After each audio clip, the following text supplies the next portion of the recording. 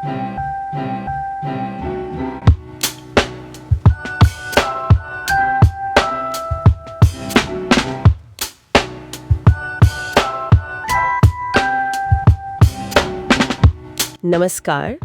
आज हम बात करने वाले हैं कंप्यूटर की दुनिया के एक काफ़ी ज़रूरी हिस्से की, वर्चुअल मेमोरी।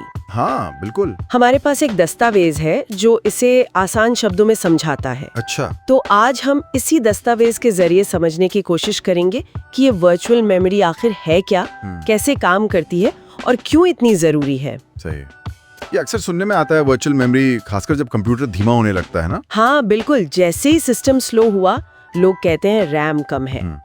लेकिन जब रैम सच में कम पड़ जाए तब आती है वर्चुअल मेमोरी। अच्छा, तो चलिए इसी को समझते हैं। दस्तावेज कहता है कि ये एक तरह की बैकअप मेमोरी है। सही समझा मैंने? हाँ, आप इसे ऐसा समझ सकते हैं। मतलब जब कंप्यूटर की जो असली मेमोरी है रैम, वो पूरी भर जाती है, जैसे बहुत सारे ऐप्स खोल लिए हों तब। हाँ बिल्कुल। तब ऑपरेटिंग सिस्टम क्या करता है कि वो हार्ड डिस्क या आजकल जो एसएसडी होती है, हाँ, उसके एक हिस्से को, एक छोटे से टुकड़े को अस्थाई मेमोरी की तरह इस्तेमाल करने लगता है। अच्छा, मतलब हार्ड डिस्क का एक हिस्सा रैम बन जाता है कुछ देर के लिए। बन नहीं जाता, बस रैम की तरह काम करने लगता है। विंडोज में तो इसके लिए खास फाइल भी होती है, पेज फाइल .sys। अच्छा, तो ये असली रैम तो नहीं हुई फिर? नहीं, बिल्कुल नहीं।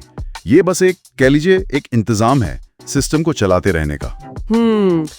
तो ये काम कैसे करता है फिर? दस्तावेज में लिखा है कि प्रोग्राम तो पहले रैम में ही लोड होते हैं। हाँ वो तो है।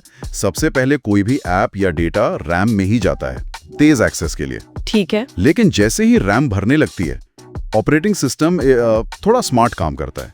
वो देखता है कि रैम में कौन सा डेटा या प्रोग्राम का हिस्सा अभी इस्तेमाल नहीं हो रहा है। अच्छा, जो आइडल पड़ा है? हाँ, जो फिलहाल कम जरूरी है, उसे वो रैम से उठाकर हार्ड डिस्क वाले वर्चुअल मेमोरी स्पेस में भेज देता है। ओके। इसी प्रोसेस को पेज आउट या स्वाइप आउट कहते हैं। पेज आउट, ठीक है। और अगर उस डेटा की जरूरत दोबारा पड़ गई तो उसे वापस रैम में लाना पड़ता है। इसे कहते हैं स्वैप इन। अच्छा। और हाँ, जब कोई चीज वापस रैम में आती है तो हो सकता है किसी और चीज को बाहर जाना पड़े जगह बनाने के लिए। तो ये अदला बदली चलती रहती है रैम और हार्ड डिस्क के बीच? बिल्कुल, इसी को पेजिंग या स्वैपिंग कहते हैं। लगातार चलती रहती है ये? अच्छा, तो फिर इसकी जरूरत क्या है अगर ये असली रैम नहीं है और इसमें ये अदला बदली होती रहती है? जरूरत बहुत बड़ी है, दस्तावेज में भी बताया गया है। सबसे पहली बात तो ये सिस्टम को ज्यादा डेटा संभालने की क्षमता देती है। मतलब रैम कम हो तब भी? हाँ, अगर वर्चुअल मेमोरी ना हो तो रैम भरते ही शायद सिस्टम क्रैश कर जाए या एप्स बंद हो जाएं। ओह, तो ये क्रैश होने से बचाता है। बिल्कुल। और दूसरी बड़ी बात, मल्टीटास्किंग, एक साथ कई सारे प्रोग्राम चलाना। हाँ, वो तो आजकल सब करते हैं। तो वर्चुअल मेमोरी के बिना सीमित रैम वाले कंप्यूटर पे ये बहुत मुश्किल हो जाता। ये उसको संभव बनाता है। समझ गए। लेकिन यहाँ एक पेज है जिसका जिक्र आपने पहले भी किया था, रफ्तार। हाँ, और ये बहुत बड़ा पेंच है। दस्तावेज भी यही कहता है, वर्चुअल मेमोरी असली रैम से काफी धीमी होती है। जमीन आसमान का फर्क है।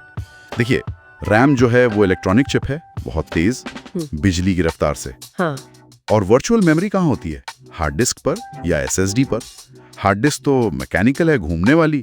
एसएसडी तेज है, पर रैम के मुकाबले कुछ भी नहीं। अच्छा। तो डेटा को रैम से डिस्क पर भेजना और फिर डिस्क से वापस रैम में लाना, इसमें टाइम लगता है।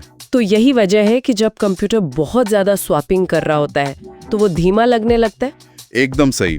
वो जो हमें महसूस होता है ना कि कंप्यूटर अटक रहा है या लैग कर रहा है, वो अक्सर इसी हैवी पेजिंग की वजह से होता है। मतलब सिस्टम चल तो रहा है पर कछुए की चाल से। हाँ, कुछ वैसा ही समझ लीजिए। सिस्टम को रुकने से तो बचा लिया, पर परफॉर्मेंस पर असर आ गया। ठीक है, ये पॉइंट क्लियर हुआ।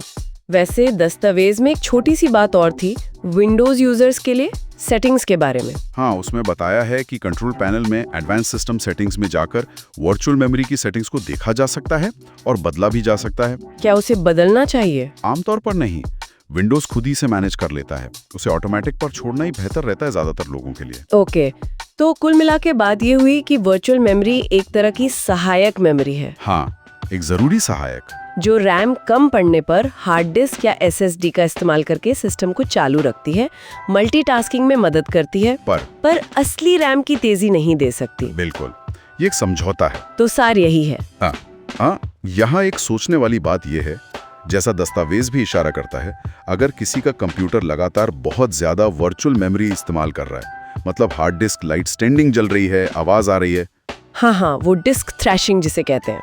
वही, तो ये इस बात का पक्का संकेत है कि सिस्टम को असल में ज्यादा फिजिकल रैम की जरूरत है। अच्छा। वर्चुअल मेमोरी उस कमी को कुछ हद तक पूरा तो कर देती है, लेकिन ये कोई परमानेंट इलाज नहीं है। बेहतर परफॉर्मेंस के लिए ज्यादा रैम ही उपाय है। ये बहुत अहम बात है, मतलब वर्चुअल मेमोरी एक बैसाखी है, पैर नहीं। बिल्कुल सही कहा आपने, एक बहुत उपयोगी बैसाखी, पर है तो बैसाखी।